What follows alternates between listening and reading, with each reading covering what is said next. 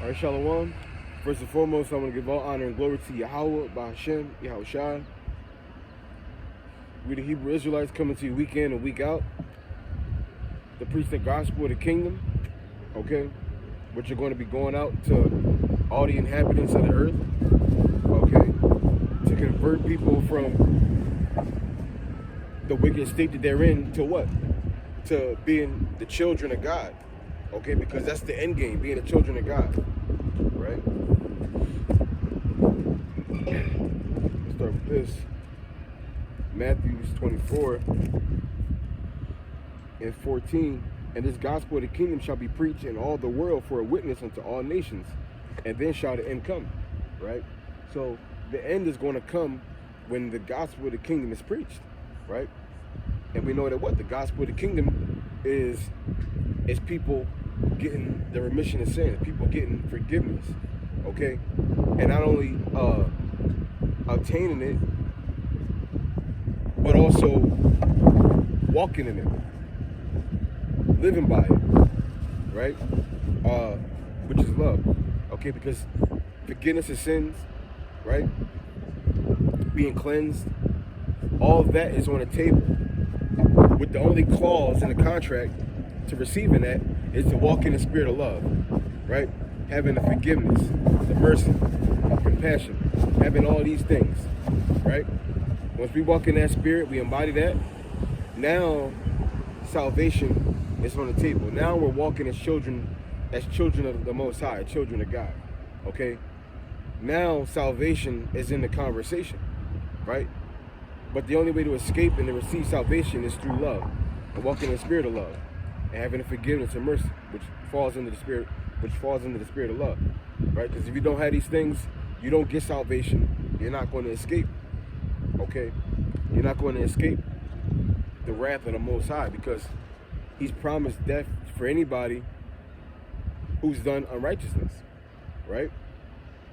They tell you that Romans 6:23, the wages of sin is what? Death, right? So anybody who's committed sin, right? Anybody who's going against the Lord deserves death, right?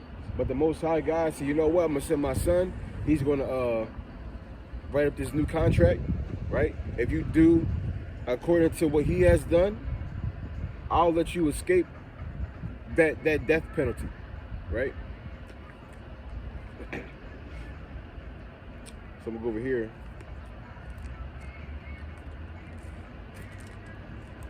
This is Luke.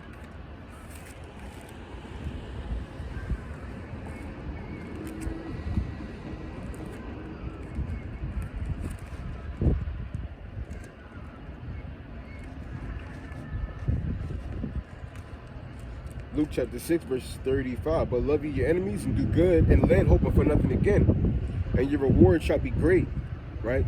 So look what it said. It says, now we know anybody who, we know this is a typical thing, right? To love people who love you. That's a normal thing, right? That's regular.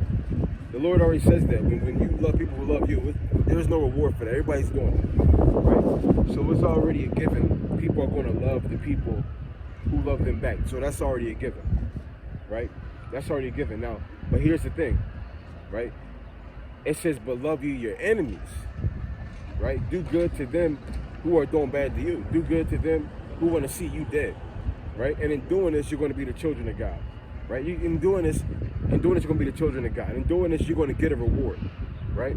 That's where the reward comes in. Not doing good to the people who are doing good to you, because that's easy, right? Not saying you don't get rewards for that, but that's expected. Now, the biggest reward comes when you're doing good to people who are not doing good to you. When you're doing good to people who hate you, who are against you, who want to see you dead, who are spreading lies about you. When you do good to those people, that's where the Most High God is like, this is my guy right here, right?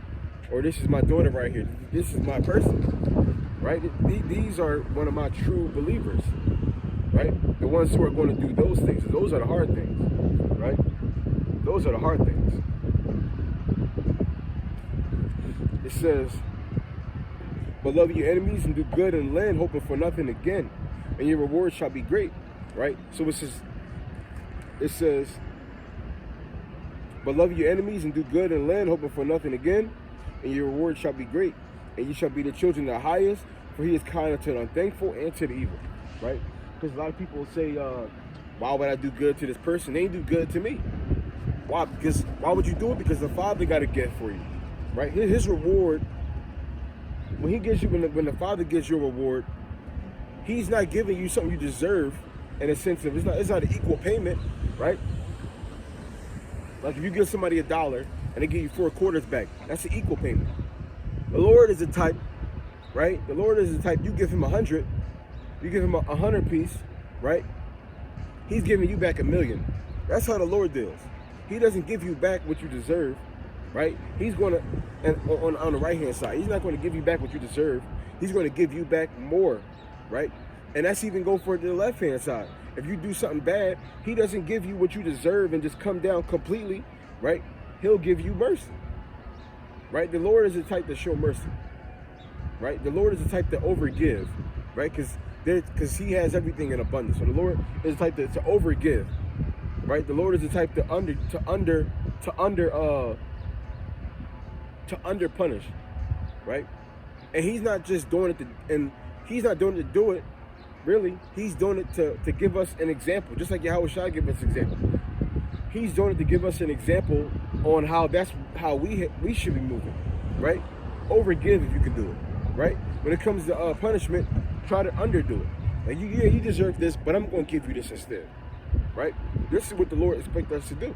This is how we receive salvation, by walking like that. You have to believe this. You have to teach this, right? You have to be all about that, right?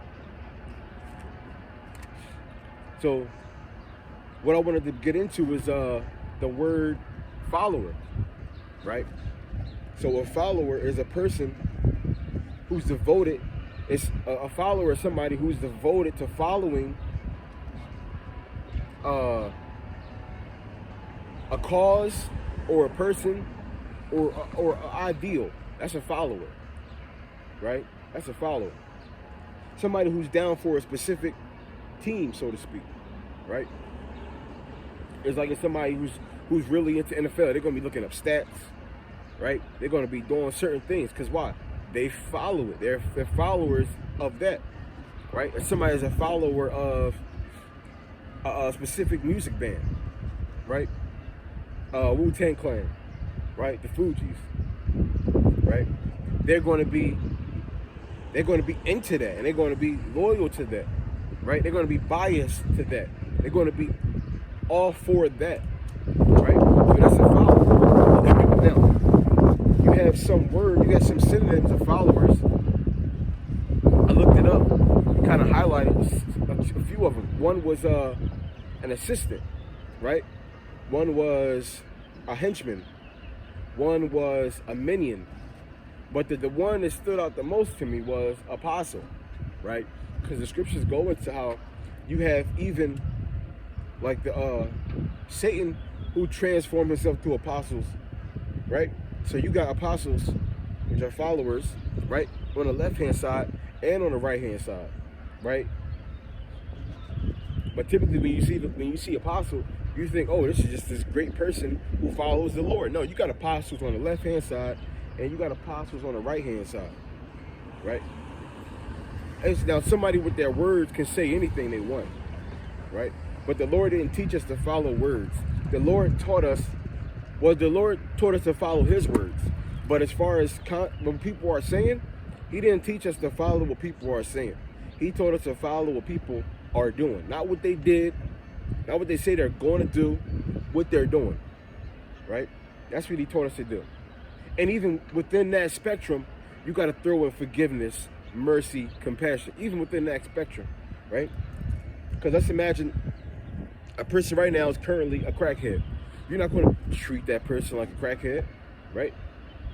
You're going to try to help that person to get away from those demons. Because any type of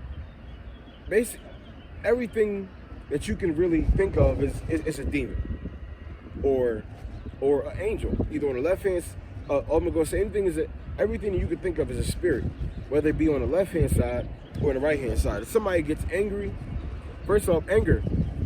emotions are spirits, right?